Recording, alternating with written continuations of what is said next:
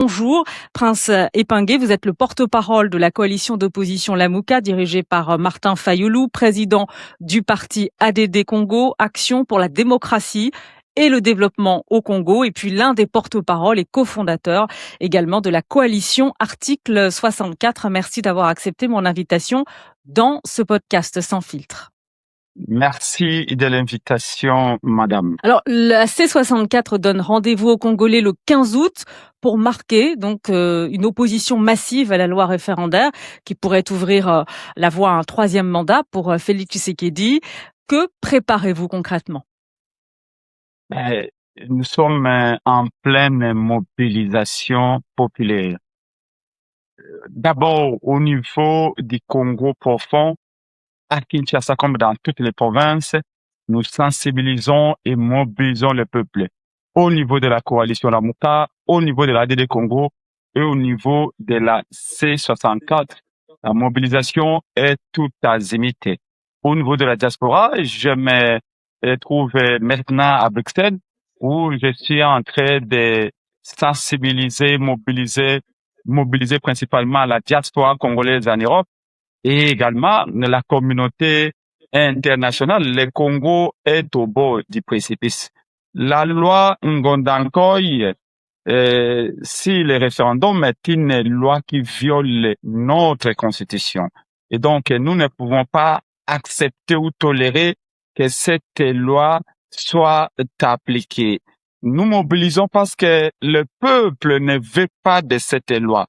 La seule mission que M. Tshisekedi a donnée à ses députés et à M. Ngondankoy, c'est d'échafauder une loi à sa taille et selon ses ambitions pour obtenir un troisième mandat contre la volonté du peuple telle qu'exprimée dans la Constitution, notamment à son article 220, qu'il veut à tout prix déverrouiller. Mais que préparez-vous le 15 août? À quoi faut-il s'attendre? S'agit-il de l'expiration d'un ultimatum pour la convocation d'un dialogue inclusif sous l'égide des églises ou le lancement d'une vague de désobéissance civile, de manifestations de roues sur tout le territoire? Comme vous le savez, madame, nous avons commencé une série d'actions. Et je voudrais ici préciser que la C64 est créée pour défendre la Constitution. Nous avons organisé une ville morte qui avait réussi dans tout le pays. Et ensuite, un sit-in qui a été sauvagement, attaqué par le régime Tshisekedi. Après, nous avions appelé la population à une marche qui a été mis au frigo suite à la demande du président burundais et président négocié de l'Union africaine. Et ensuite, il y a une deuxième marche. Celle-là aussi a été mise dans le tiroir momentanément suite à la demande des pasteurs de l'Église catholique et c'est de l'Église, c'était les deux plus grandes nations.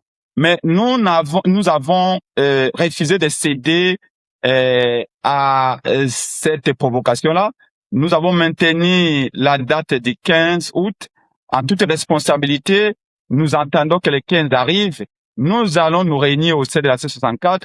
Nous allons évaluer pour voir si, entre-temps, il y a eu des signaux forts d'apaisement. S'il n'y en a pas, nous allons fixer un nouveau cap et nous allons annoncer... Quels sont ces signaux d'apaisement que vous attendez dans la mesure où Félix Tshisekedi a aussi appelé à un dialogue inclusif? Alors, il y a un débat autour, effectivement, de ce dialogue inclusif. M. Tshisekedi a toujours géré le pays par défi.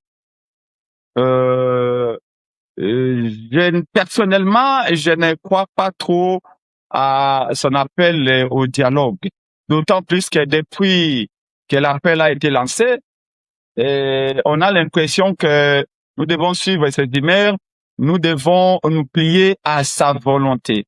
Nous, d'ici le 15, si le dialogue n'est pas convoqué, si son cas ne démontre pas suffisamment qu'ils ont renoncé à cette volonté suicidaire de changer la Constitution, nous serons obligés de descendre dans la rue, d'appeler le peuple à reprendre les manifestations dans tous les pays de la diaspora pour exiger que la Constitution soit respectée. Donc, cet appel à une mobilisation massive le 15 août, est-ce un appel à braver l'interdiction de tous les rassemblements publics, manifestations politiques dans la ville de Kinshasa ainsi que dans 3 autres provinces? C'est une interdiction officiellement motivée par la prévention de l'épidémie Ebola. Madame, c'est une décision politiquement motivée. Du reste, au moment où je vous parle, l'IDP s'organise, les partis présidentiels entre guillemets, organisent des manifestations à Kinshasa toutes les semaines et tout le mois. C'est une politique de 2 poids, 2 mesures. À Kinshasa, les matchs de football se jouent.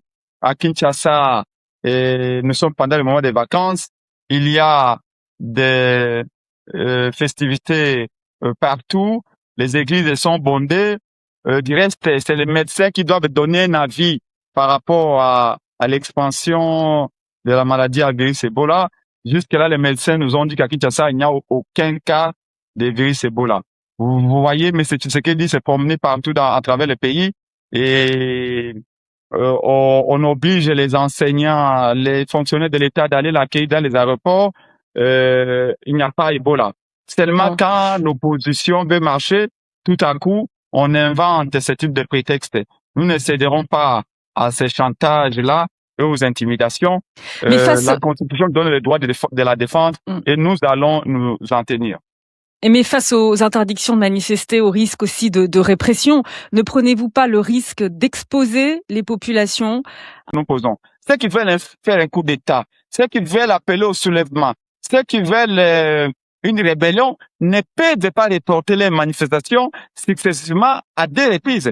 Ça veut dire que nous sommes dans une démarche purement démocratique.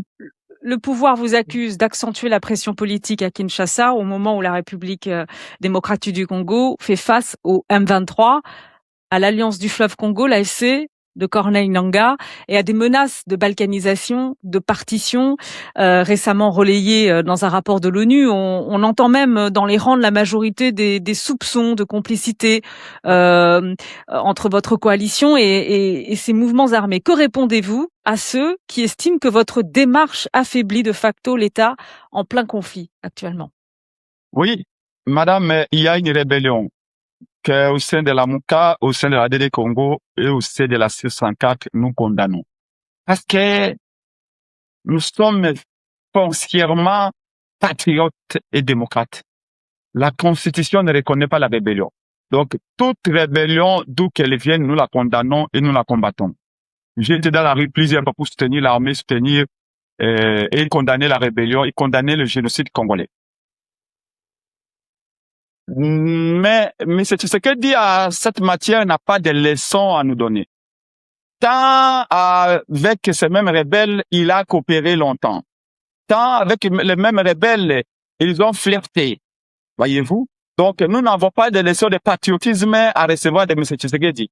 Parce que quand nous condamnions la rébellion, quand nous dénoncions son tandem politique avec ces mêmes rebelles à l'époque où les pays qui soutiennent ces rebelles-là, le Rwanda, M. Tshisekedi ne voulait pas nous écouter. J'ai été arrêté, moi, Prince Epenge, parce que j'ai dénoncé certains agissements du Rwanda. Deuxièmement, nous ne sommes pas en complicité avec le M23. La C64 a été créée par des partis politiques enregistrés, reconnus par l'État et qui fonctionnent en toute légalité. Monsieur Kabila, donc, question ici. Mais dans quelle mesure, Prince Epenge, êtes-vous aujourd'hui dans une posture de responsabilité en tant qu'opposition congolaise? Où fixez-vous la frontière entre opposition politique et déstabilisation sécuritaire? Mais nous contribuons au rétablissement de la paix au Congo. C'est nous. Posez-vous la question. C'est ce que dit parle du dialogue aujourd'hui. Mais ça fait 3 ans que nous battons les pavés à Kinshasa à l'extérieur. Nous étions à Kinshasa, on a fait des marches, on est allé aux États-Unis, on a mobilisé la diaspora partout pour dire nous devons aller au dialogue. Mais c'est ce que dit appeler toutes sortes d'armées et de miliciens au Congo pour combattre. Ça n'a pas marché. Il a sillonné le monde entier. Il a visité toutes les capitales du monde pour demander la paix. Il ne l'a pas eu.